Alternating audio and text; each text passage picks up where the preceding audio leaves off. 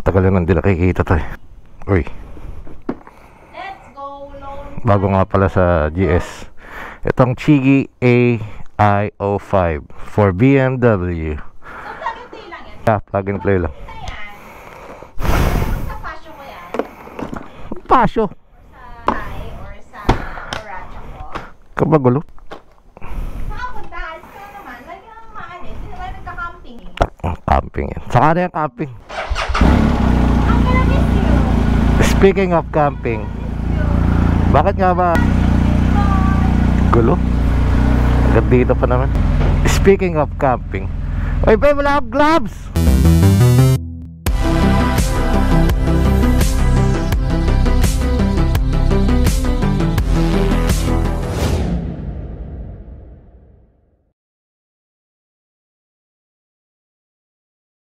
Speaking of camping, bakit nga ba hindi ko ginagamit tong motor na to pang camping? Which is, this is the most perfect motorcycle for camping ever in the entire universe of camping. Ba't nga ba hindi ko ginagamit to? Kasi, well, bago yon, ano rin ba ang future ng JMac Motovlog? JMac Motovlog ba o JMac Motocamp na? Which one? Kasi mas madalas na nang nakikitang may camping, mas madalas na nang nakikitang nasa outdoor kami. Well, pero kasama pa rin namang motor. No matter what, kung ano man ang gawin ko sa buhay ko or sa page na to, sa channel na to, it will always involve around motorcycle. Walang magbabago dyan. Hindi mawawala ang pagmumotor or ano man. Pero ano nga ba ang future ng motovlog kay JMac and or in yung talagang nangyayari na sa motovlog? Crap, pangin mo na ako bro. Sa likod, lagyan mo 42. Sa harapan, 36. Ayan ang chigi po. Tapos 36 naman sa harapan. That's how we roll, baby. Pag alam mong diretso lang naman yung ano, yung pupunta mo, walang masyadong bangkingan or walang bangkingan. Ganyan ang ganyan lang ano ko. Tire pressure ko lagi. Always. Always. Walang mintis yan. Well, bakit nga ba hindi ko na ginagamit tong GS na to? You know, especially pa nagka-camping ka. Kasi biruin mo, ang dami mong pwedeng ilagay dito, di ba? Like, literally, kahit isang or kahit 10 tent kaya nito. Bakit nga ba? Kasi about a couple of months ago, pinapalitan ko kasi yung gulong na ito sa harapan. Or well, both na, both. Tapos, after that, nagkaroon ng mishappen sa harapan. Nagkaroon siya ng wiggle. Well, actually no, hanggang ngayon meron eh. Ang pinalit kasing gulong dito is ano, dual sports. Ibig sabihin yun yung parang Nabi tire shit na pwedeng pang off-road. Which is kasi yung previous na ito is purely pang road talaga 100%. Yung kalbo, pang highway. After na mapalitan, kasi kalbo na yung harapan kaya kailangan palitan. So after nung napalitan na, nung pauwi na ako, naramdaman ko na may ano, parang may mali. May nagsasayaw siya, nagwi-wiggle siya. Ha, ang sabi naman kasi na-balance naman to and everything, pero ang lakas talaga ng wiggle. Imagine nyo, tumatakbo lang ako ng 20-30 like this. Talagang gumaganon yan. Gumaganon yung manibela niya. Like literally, ang lakas sobra. Tapos sinabi ko na sa pinagpalitan ko, ba't ganun? Parang nasaldak ko beforehand, before going there. Dapat pa lang nung papunta na ako dun sa place where ano, pinalitan tong gulong, dapat ramdam ko na meron. Ramdam ko na may wiggle or something kung nasaldak ko man to. Pero wala eh. Talagang literally nag-playback ako sa utak ko many times. Nasaldak ko ba talaga to? Pero the fact nga na wala akong naramdaman nung papunta ako dun sa shop na yun para papalitan tong gulong, yun pa lang ano na ako eh, like wow.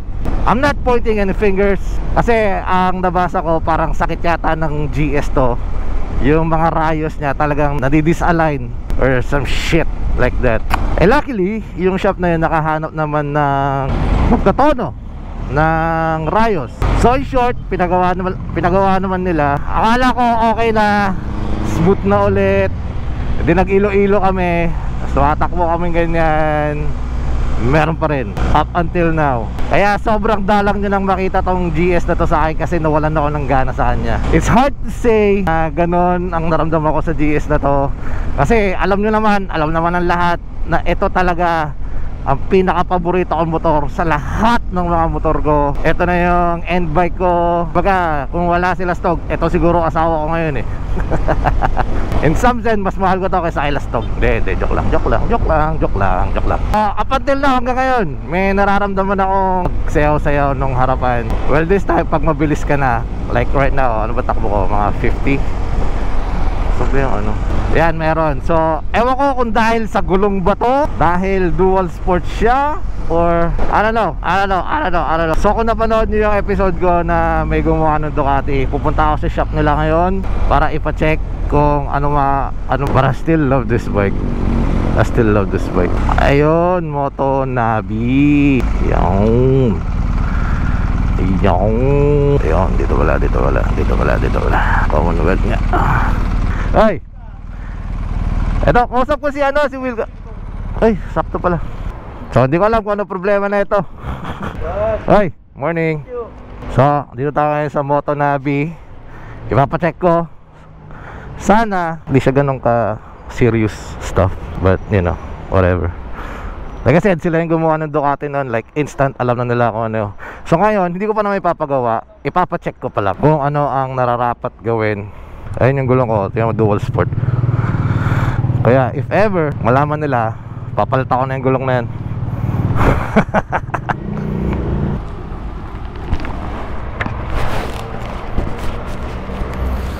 So it's confirmed na mga katoto. On. Jabber on. So it's been confirmed mga katoto kung ano ang issue ng motor na to.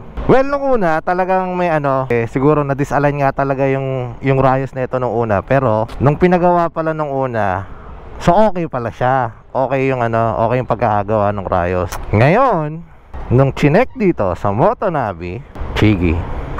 Galing. So, nung chinek dito, yung nararamdaman ko palang pagwigil dito sa harapan ng aking super in love na mahal na GS ay yung gulong. Yung gulong pala nito, teka, U-turn tayo. Yung gulong pala is hindi siya perfectly circular. May bukol yung gulong. For the views. Uy, andito tayo sa mini cave yung tunnel.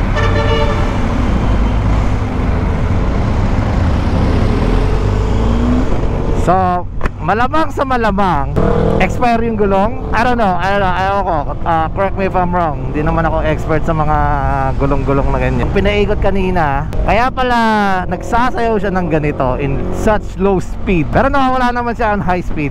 Talaga nawawala. Kasi nga, hindi pantay yung... Ba't pa ako nandito? So, hindi pala nagpapantay yung contact ng gulong sa kalsada dahil nga dun sa bukol na yun, which in return kaya ramdam yung ganitong pagsayaw-sayaw na ito ang aking pinakamamahal na DS. Hay! Naka! Woo! Remedyo rito is palit gulong na talaga. Wala tayong magagawa. Kung iba sabihin pwedeng pagtiisan, ayoko ng ganun. Yun yung reason bakit parang nawalan ako ng gana dito sa motor na to. Kasi nga, yun nga, hindi na siya perfect na may nararamdaman ka. I bet kung mahal mo talaga yung motor mo, tapos may naramdaman kang konting hindi tama sa motor mo, syempre, di ba, maano ka na niyan, magpapanik ka na niyan, makikurious ka na, may stress ka na, and all that shenanigans. Well, nasa sa akin daw, gusto ko palitan ng gulong. Sinabi ko kay Lastog, nagalit eh. Galit na galit si Lastog. Sabi niya, ba't di mo palitan ng gulong? Which, what I will do, by the way, I don't mind kung yung gastos o basta bumalik lang sa sobrang pristine condition tong motor ko na to, I'll be more happy. So ayun, yun ang update dito. Nalumot ako kanina eh, natakot din ako eh. Anyway, so that's that. Yun yung dahilan kung bakit di ko na ginagamit tong GS. And now, bibigyan ko na siya ng pansin kasi takina, puro camping ang ang traffic pala rito. Ano na ba ang future ng JMac Motovlog? Motovlog pa rin ba? Motocamping na? O ano ba? Like I said kanina, everything that I will do sa page na to, sa channel na to, sa anumang gagawin ko as JMac, will revolve around motorcycle. No matter what happen, may motor dyan. Kung pwede nga lang matulog ako na may kasamang motor, gagawin ko eh.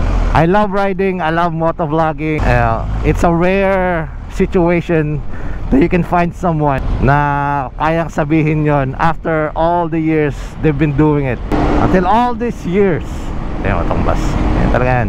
After all of these years na ginagawa ko to, I can still easily say na I still love motovlogging. It's my passion, you know, it's what I do. I love doing it, and nothing will change that. Kahit anong mangyari, kahit walang nanonood o ano man. Pero sana manood naman kayo. Subscribe na rin, you know, follow, hit the like button, mga ganyang shenanigans shit. Kasi meron yung mga ibang motovlogger na, you know, sa umpisa lang talaga, tapos nadidismaya na pag walang nanonood. Yun, ano, that will separate the passionate about doing this and those who wants to do it for fame, for money and all that. Doon mo talaga mahahati yan eh. Doon, yun yung ano, yun yung pinaka main separation point is yung ganun. Anong meron? Anong meron? Kya. Kaya pala nagtatraffic. Kya. Masiraan si Kya. Di na ako ikot dyan. Ikot pa sana ako dyan eh. But no thanks. But I do miss this bike so much. Nakikita ko kasi nowadays na yung motovlogging type of content creating talagang wala. Slowly going down. I don't know if it's just me or I don't know. I don't wanna say main problem, pero yung pinaka main factor kung bakit bumababa na or something is dahil na rin sa mga restriction na nangyayari, na bawal ka na magganito, napansin kang tumapak ka sa linya na, papagalitan ka na ng mga nanonood sa'yo. Alam mo yun, hindi kagaya nung araw, talagang you have the full create mo ng content is so limitless. Walang pumipigil sa'yo, walang bumabatikos sa'yo. Well, meron naman, pero hindi yung kagaya ngayon na with a simple thing na wala kang headlight, bawal yan. Uy, umovertake ka sa tricycle, bawal yan. Alam mo yung mga ganong simpleng bagay. Kaya kung mapapansin nyo, wala na yung mga speedrun, arriba-arriba. Which is, you know, for me, what made me or what made JMac, alam mo yun, ngayon talagang, kaya yun na yung ano eh, doon na nagda-downfall ang motovlogging eh.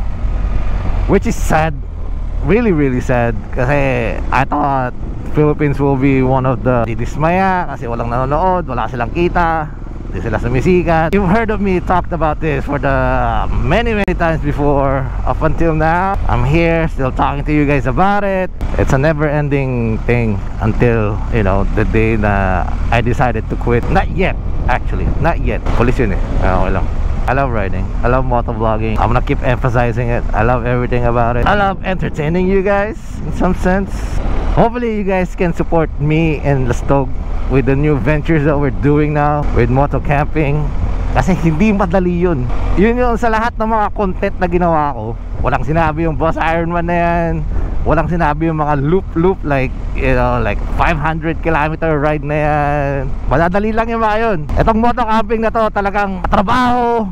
Nakikita nyo naman, di ba? Maraming aspects doon na hindi nyo nakikita kung gano'n siya katrabaho, gano'n siya kabusisi. Yung mga preparation na ginagawa namin before and after or during. And plus, it makes us happy, makes me happy. Tanongin nyo sila Stog pag nasa campsite kami, ibang tao. Like, literally nakikita nyo yung enjoyment sa mukha ko sa mga ginagawa ko. Building and this, you know, disassembling the tents, the awning and everything. Putting it on the motorcycle. Pero syempre, naiintindihan ko naman kung di yun yung type nyong content na panoorin. So that's why I'm mixing it up with this old school motovlog. Left turn, pero ito yung mga tipong yung bawal pero gagawin mo kasi ginagawa ng lahat. So kung isa ka sa mga tagal sa industriya na to, kudos sa'yo. Yeah, laki siya ba? Ayos ba? Bagay na bagay niya. So malaki ako. Bagay yan siya, magkakasama ka. Oh, yung asawa ko. Kuya, oh. Bakit kaya itong sidecar mo dito? Pwede yan, sir. Bakit? Malapol ko eh. Takbo ng malakas. Oo. Ano, umiikot to ng Ilocos, ng Cagayan, Tuguegarao. Nakarating na rin to ng Visayas. Okay, ingat kaya. Okay, that's all the time I have for you guys. Thank you guys for watching. And I'll see you guys on the next one. Baboosh.